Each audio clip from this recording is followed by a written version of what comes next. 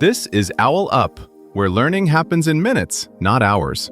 For a deeper journey, explore all our courses at owlup.co. Now, let's dive in.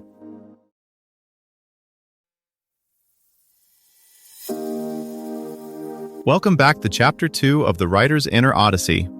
In this episode, titled Navigating Through Creative Blockages, we'll explore the common causes that can stall our creativity. So, if you've ever felt stuck or uninspired, you're in the right place. Let's dive in. Blocks aren't proof your creativity is broken. They're proof it's working too hard in the wrong way. You're staring at the screen, ideas racing and colliding, yet nothing lands. The paradox: your mind is crowded, but the page is empty. And that tension is where we'll dig in. Creative block rarely shows up as a dramatic crisis. It seeps in through small, ordinary moments. You open your notebook and suddenly feel an urgent need to tidy your desk. You sit down to draft a scene, and without noticing, you're comparing yourself to 3 other writers and a decade-old version of you. The blockage hides inside those micro-choices. What's actually happening is less, "I have no ideas," and more, "My ideas are getting jammed at the doorway." Sometimes it's because your standards sprint ahead of your skills. Other times, it's because your brain is still carrying the weight of unfinished conversations, notifications, and worries. Before we talk about fixing it, we'll dissect these hidden logjams, the quiet perfectionism, subtle fear of wasting time, and the environments that quietly train you not to focus at all. Some of what we call block is actually your brain trying to protect you. When a draft threatens your self-image, your mind throws up smoke screens, sudden exhaustion, a craving to research just a bit more, an urge to reorganize your notes like books on a shelf you'll never open.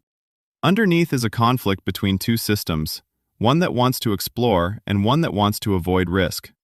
Rather than forcing yourself through, we'll learn to notice these protective moves, work with them, and gently convince your nervous system that experimenting on the page is a safe place to be. A University of York team has suggested that even moderate mental fatigue can slash creative performance by 1/3, not because you're less talented, but because your brain's energy budget has been quietly drained. This is where the neuroscience of block becomes useful, not as jargon, but as a map. 2 big networks matter here. One is the wandering, story-spinning part of your brain that links distant ideas and daydreams into surprising combinations. The other is the strict editor that checks for logic, relevance, and risk. When things are clicking, they trade the wheel. One roams, the other refines. Under stress, they start talking over each other. You get either a flood of half-formed notions you instantly dismiss, or a rigid silence in which nothing feels worth starting. That dysregulation can come from overload, too many inputs too fast, from chronic stress, or from the belief that every attempt must count. In all 3 cases, your evaluative side starts supervising every move. Drafting becomes a performance review. Notice how different practices target different sides of this tug-of-war. Mindfulness doesn't make you creative. It lowers background noise so ideas can surface without being instantly judged. Incubation, walking, showering, folding laundry after an intense work burst, hands the reins back to your wandering network for a while. Deliberate constraints, a 200-word limit, 1 scene in 1 room, only dialogue, calm the anxious evaluator by shrinking the playground to something it can oversee without panicking. Think of a photographer switching lenses, a wide angle for exploration, a prime lens for detail. You're not choosing one forever, you're learning when to swap. Short, protected bursts of messy generation train you to let the exploring system lead, while scheduled passes of cool-headed editing reassure the part of you that craves order.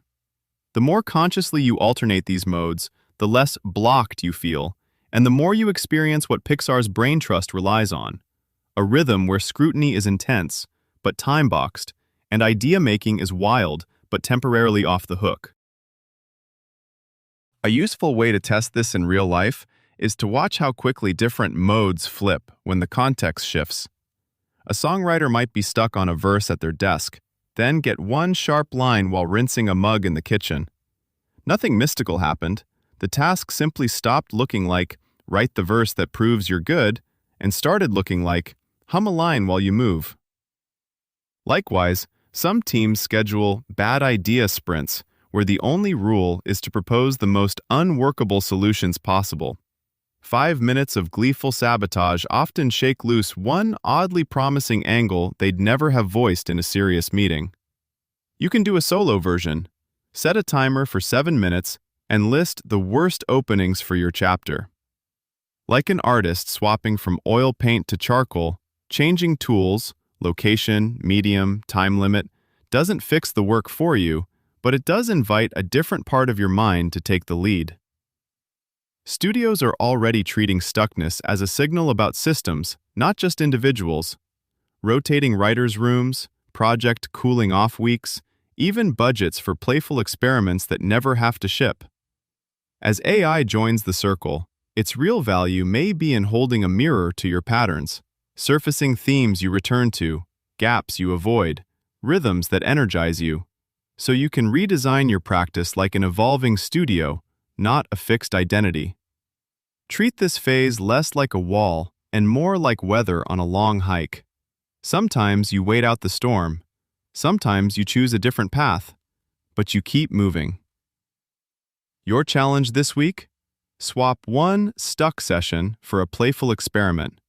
New tool, shorter time, stranger prompt, and note what surprises show up in the space that opens. This was OwlUp, your daily step forward. This series continues with more chapters on OwlUp.co. Visit OwlUp.co to access the complete course and continue your learning journey. See you there!